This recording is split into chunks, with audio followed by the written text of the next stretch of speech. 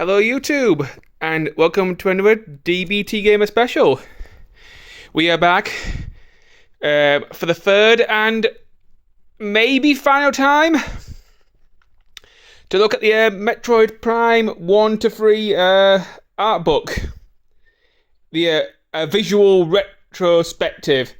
Today we are looking at art from Metroid Prime 3. I am quite excited because Prime 3 is my second favourite Metroid Prime game. And it's very closely followed by Metroid Prime 2. If people want to know what my least favourite Metroid Prime game is, it's Hunters. 4's better than Hunters. Okay, I mean, Hunters probably has the best multiplayer, but I'm not a fan of the story campaign. Anyway, although I have grown to appreciate Hunters more because of what they accomplished on the DS. Anyway, let's get started on this. There's a lot of text. There was a big wall of text on Prime 3.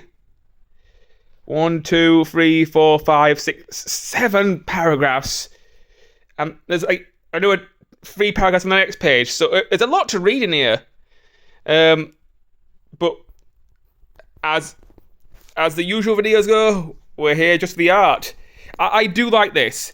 There's a picture of Samus and all the other hunters in the game, along with Dark Samus. A lot of people don't seem to like the hunters from Metroid Prime 3. I really liked them. You know, you got the AI robot thing. You got the shape-shifting lady, and you got Rundus. I forgot the other two's names, but Rundus is arguably my favourite because he's the most he gets the most character development towards you in the actual game itself.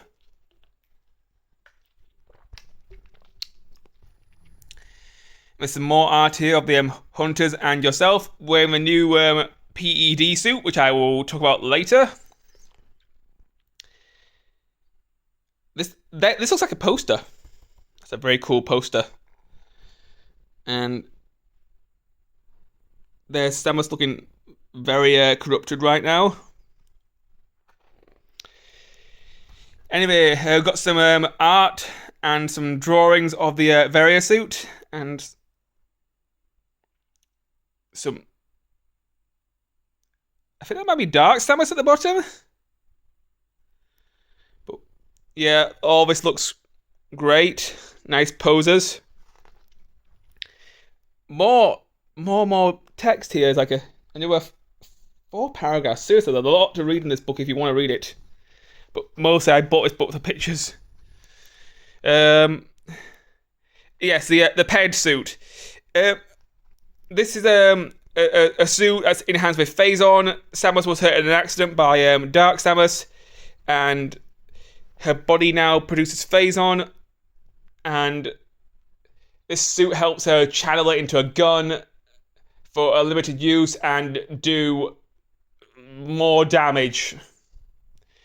So, yeah. But in some cases, it can break the game. But you'll definitely need it in hard mode if you ever decide to play this game in hard mode. But, yeah. And here we have the Zero suit. I believe this was the second game that the Zero suit appeared in the Prime series.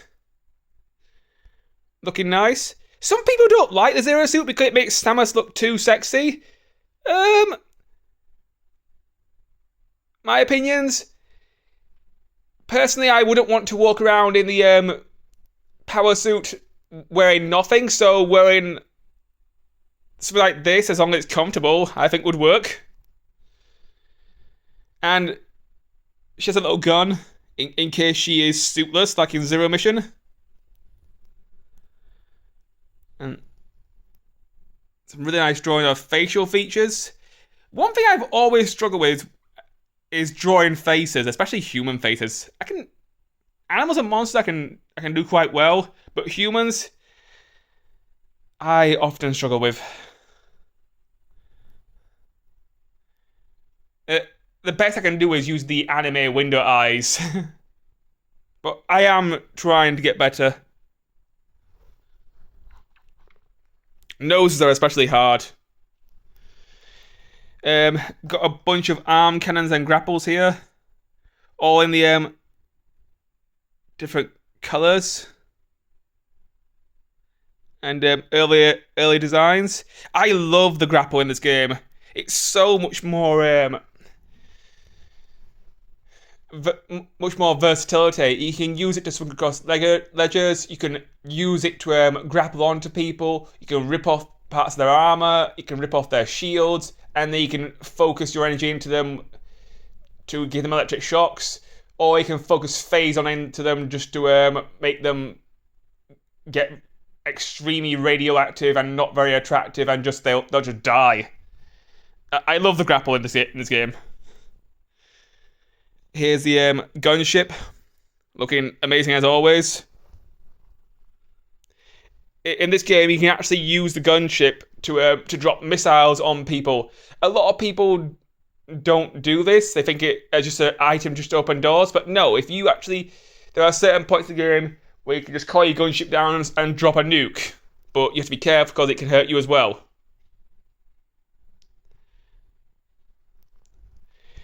Here's one of the first bosses, the Berserker Lord. This is a relatively easy training boss, but it definitely looks threatening.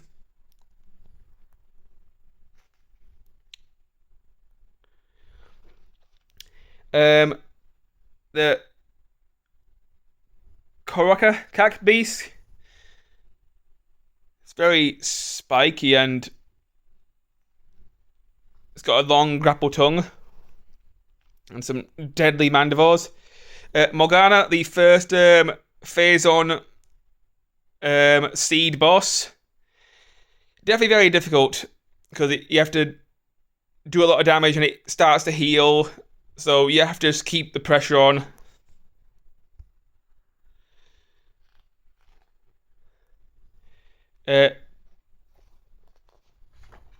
The Steam Lord. These are the robots of the game. They come in like lots of different types, with different abilities and stuff. This is Helios, the second seed boss. So can be quite difficult. Yeah, the way the game works is there's three or four different planets. Each one's got a seed. You have to kill the boss inside the seed, and then eventually you can remove Phazon from the galaxy. That's what this whole game was about. You know, it was about closing off the trilogy and wrapping it up in a nice little bow. But yeah, Helios is quite difficult. But I love this mechanical design. I'm a really big fan of robots. And here we have Omega Ridley. Ridley, you actually fight twice in the game. Once whilst falling in a tower, which is mostly a training fight, but it is pretty cool. And then you have Omega Ridley. I mean, the Phazon Enhanced Ridley, who's very dangerous. And, as usual, a pain in the ass to fight. Ridley is always menacing.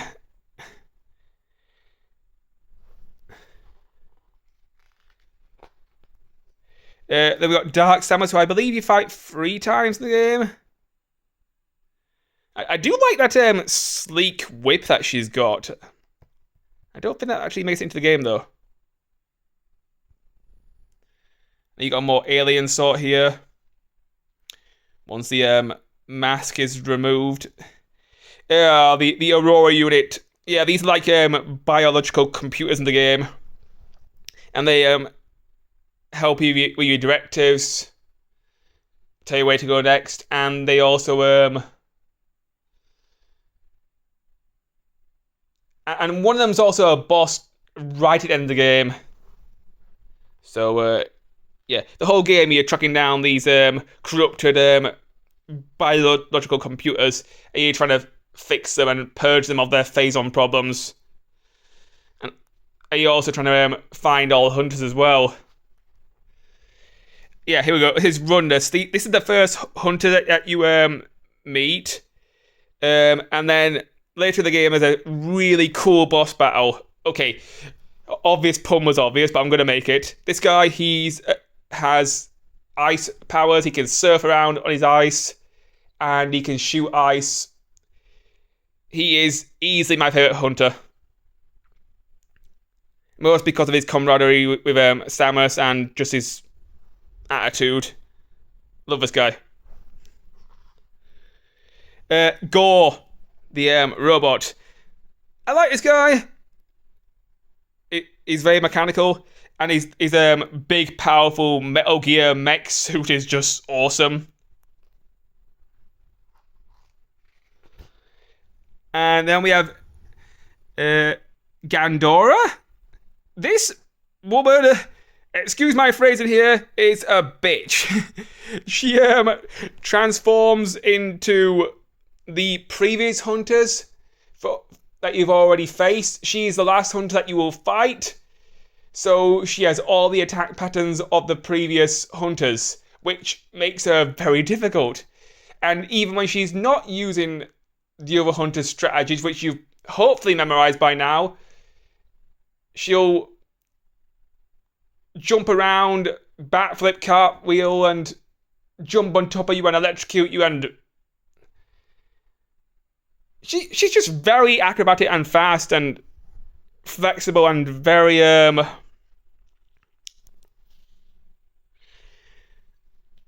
yeah. That's why she's a pain to deal with. But I do like her. She's just annoying. A real test of all your abilities and the things you've learned so far.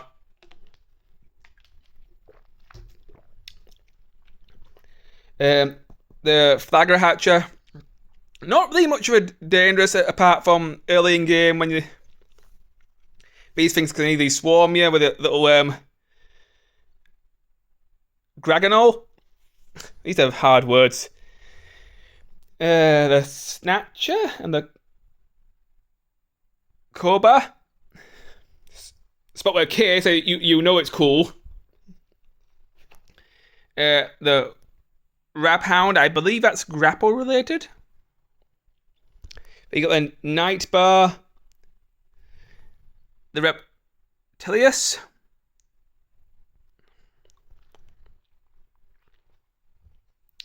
and then you got some more of the you got the steam powered robot. These are very steampunk. I've always loved steampunk ever since I first discovered it. You got the Dragon Battle Drone,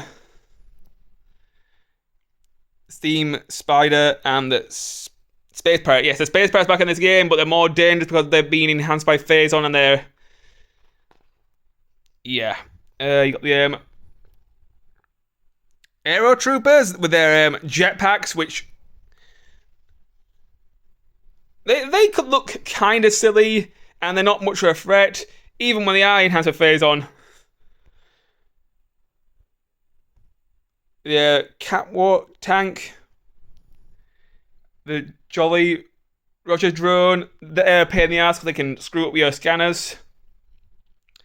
The Phazon Metroid, they're a pain because enhanced Metroids with phazon. And they've got the Federation Trooper, the Federation Troopers with their PED suits, so they're being souped up. And the Fleet Admiral Dane, who has a peg leg and a sword, so you know he's very piratey and cool. He actually swore in the original version. He used the word damn, which is a very mild swear word. And they removed it for the Metroid Prime trilogy, and they censored it and changed it. Nintendo, leave that stuff alone. Keep it in. One swear word is not going to hurt you. This game's meant for teenagers anyway. Then you got some more Federation staff, which they have a similar sort of Zero Suit design to Samus. I believe one of them's a welder and one of them's... I'm not so sure what her job is, but I remember this guy welding and fixing the ship. The Olympus-class battleship. This is an area that's quite late in the game. There's two battleships that you go on throughout the game. One which is a very spooky sort of crashed, lost ship that you have to search for like a code so you can get onto the pirate homeworld. And the other one which is I suppose part of a training area, if I remember correctly.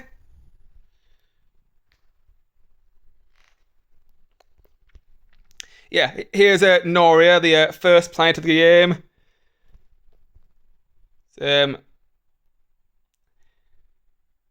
do like this landscape picture. Very sci-fi sort of utopia. There's sketches and this is beautiful artwork. AI, eat your heart out. This is how a real drawing should look. You got Briro, which is like a very hot sort of planet with lots of molten lava and magma.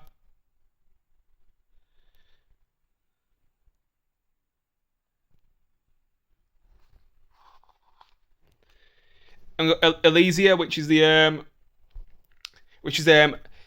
it's like a sky town with lots of mechanical robots, and it's basically the Sky City from Star Wars, but it's just so cool. And you can grapple onto these roller coasters and get around really fast and easy. I love this place. I also love how in this game you can sort of fly to different areas of the planet. It's kind of like a fast travel system. It's always good to unlock a new landing zone. Each planet has at least 3, I think. Well, 2 or 3. You got the Space Pirate homeworld. I love this area. You fly in and you sort of infiltrate, and you can use the morph ball to sort of like sneak past people, and that they just go around their daily business talking to each other and fiddle around with their computers.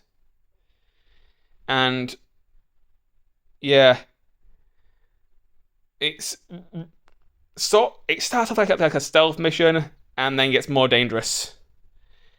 We've got the Leviathan battleship. These are things that carry the dangerous phazon and corrupt all the planets. You also have to get one of these yourself and use it to get to the Space Pirate homeworld. And here's the the planet phase, not Space Pirate homeworld, the planet phase. Yeah, so the planet phase is the final level of the game where there's so much phazon you'll just die. So you have to sort of recalibrate your suit, and depending on how many energy tanks you have, that's how much time you have to go through the planet. As long as you keep shooting, your health won't drop as fast. So you just gotta keep firing. It can be a bit of pain on the old fingers though.